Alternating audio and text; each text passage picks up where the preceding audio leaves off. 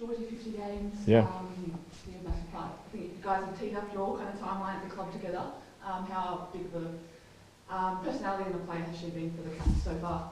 I think what she's been doing on the field this year probably speaks for itself. Her professionalism from the first day she walked into the club was at the really high end, and I reckon she's come into that period when she was drafted where that was the shift in sinking your teeth into a program from a full-time mindset perspective, and she's done that from the start. So to play 50 games in that draft class of hers as quick as she has been really positive. Speaks a lot about her resilience and her capacity to keep playing. She missed a few games last year clearly, but she's every year she steps up in regards to an aspect of her game, the way she studies the game.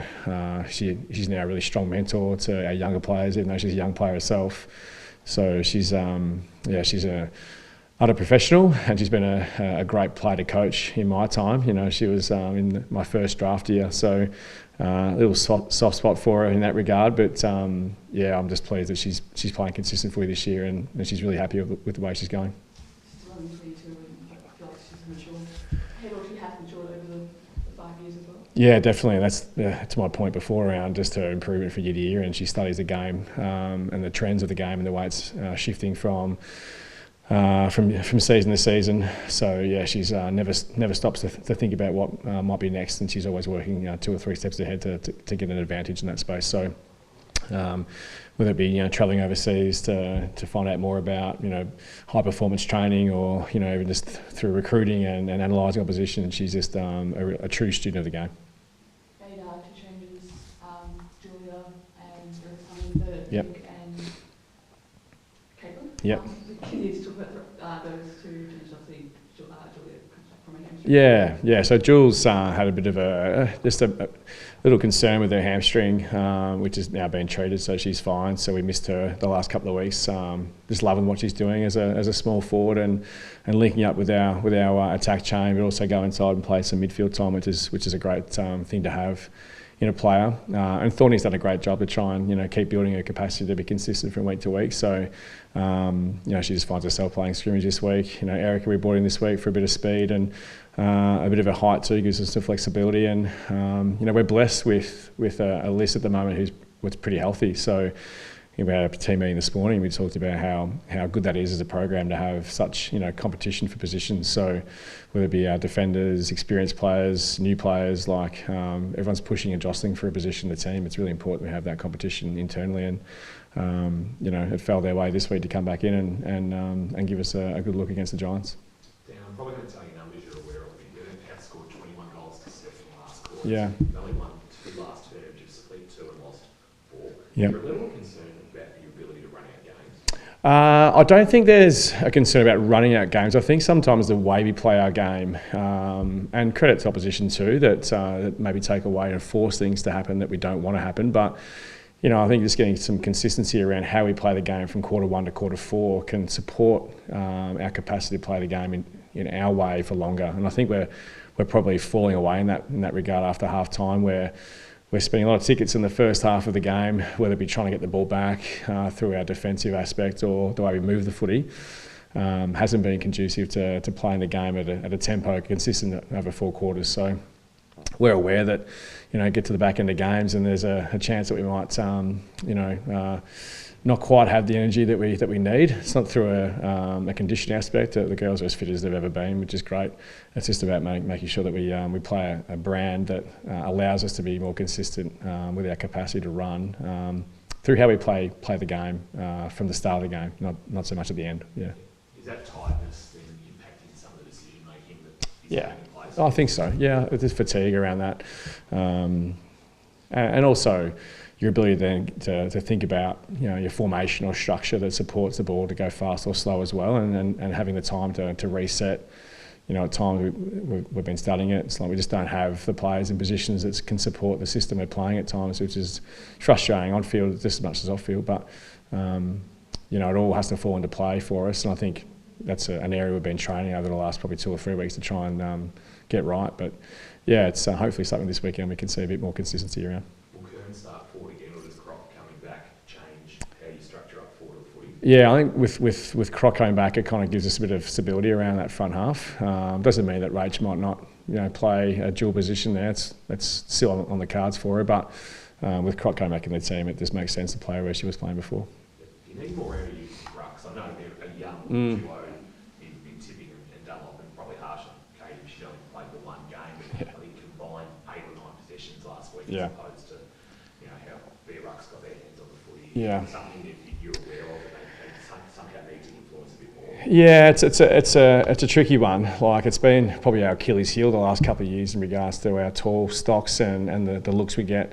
We know we've got a really strong midfield and we're building the depth around that space, but we just need to give these taller players time. Like, they're coming from dual sport backgrounds, or like Caitlin, for example. You mentioned she's played one game. It's like, how much time can we give her in a 12-game series to try and improve? I think patience is the word that comes with it too, and our players are patient too. And as a coach, you want to see some pretty immediate impact from players you bring in, but it's going to take both Piper and Caitlin significant periods of practice. So we want more. I thought that Caitlin's game last week showed some positive signs. I think she won the first set of our sit-out. It looked like she did accidentally, but she still won it.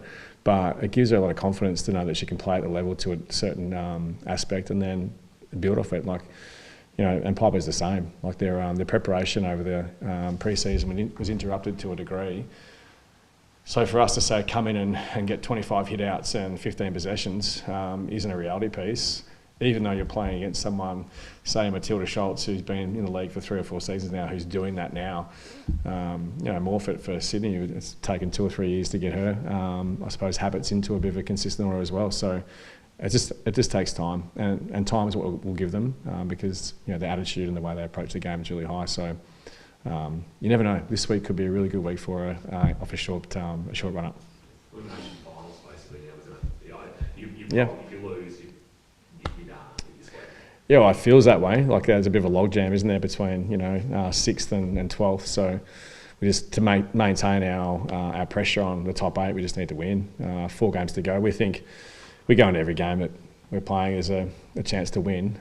The Giants, they're no pushover. Yes, they've only won a couple of games, but they've challenged teams. They're a fast, improving side. So we need to make sure that we're matching fire with fire and making the most of our chances to go forward and put forward pressure on, which then hopefully you can get a bit of a run on and get some good momentum. But I think the girls are aware that the outcome this weekend is going to maybe shift the needle a bit in regards to what we do for the next 3 or 4 rounds. But we want to keep playing more games, and winning helps that. I like it. Might be a week ahead of task kind of discussion, but you're saying depending on how maybe this week goes, and with them coming out of the side again this week, in terms of the ability for her to push back into the side, do you still see that as open kind of at this point heading into the last 4 rounds? Yeah, it is. Yeah, like I said before, it's open competition for positions in the team. So, Meg's a professional. She's fighting for a position just like our first year players are doing the same thing. They want to play. So, she's got a milestone game as her next game, which we're all fully aware of, and winning is the key for us. So we want to keep winning and giving our players a chance to play, whether it be a final or milestone game. The next week is what we're after. So as long as all of our players are challenging each other, they all give themselves the best chance to particularly get picked for whatever we need them to do. It's an interesting one. She'll work for 4 weeks. I think she'd probably get back in the short term, but she's a week-to-week process with the way she's going with her calf. So it'd be great to see her before the season ends. We're not really putting a time on it for her, but I think the aim for her is to get back before the season finishes. Yeah. It stayed at 3 to 4. Yeah. This week. Did she have a setback or just?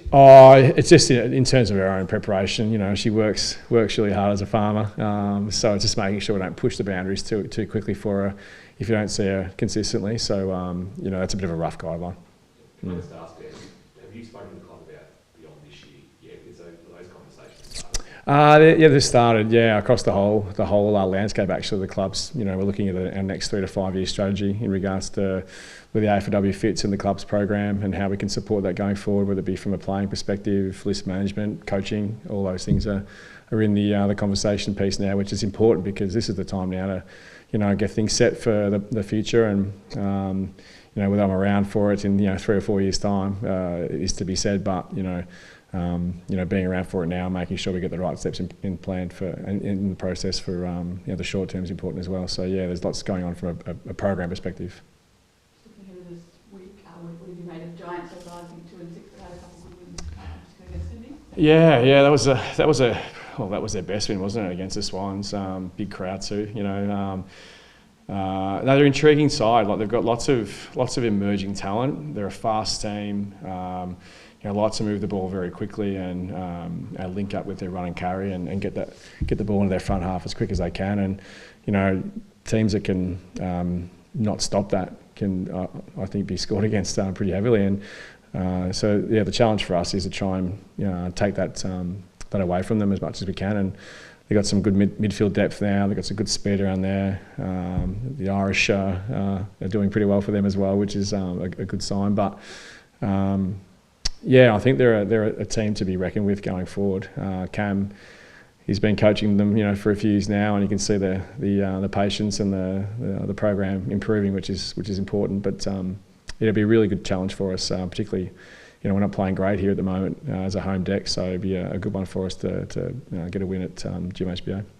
You went probably a bit higher than your first pick of 10, but Sarah Howley, strong girl, we saw a bit with Falcons. Is she someone you probably, if you had maybe had a higher pick, would have? Yeah, potentially. Like, it'd be great to have some homegrown products in your backyard, wouldn't it?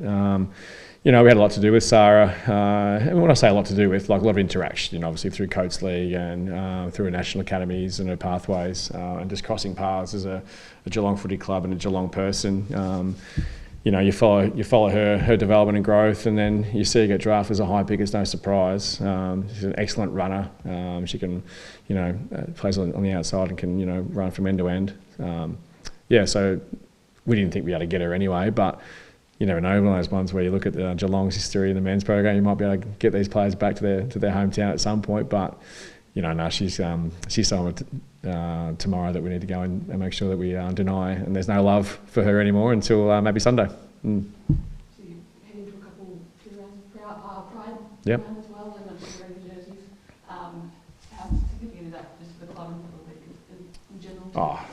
Celebrate that in the next couple of weeks. I think it's really important. I mean, you can see just during the week now how it's been celebrated program-wide and also competition-wide. And, we had Michaela Bowen talk to the group this morning around just how important the jumper is, and we're wearing last year's jumper, and how much, it brings awareness to the community and brings the community from outside to inside the program and puts it out into the wider audience. And even through our club, and who's had significant input into designing the jumper, the words and the significance of the words that are on the jumper, and what a part it plays in people's general lives. It's a great weekend to celebrate it, and we'll continue doing it, which is important.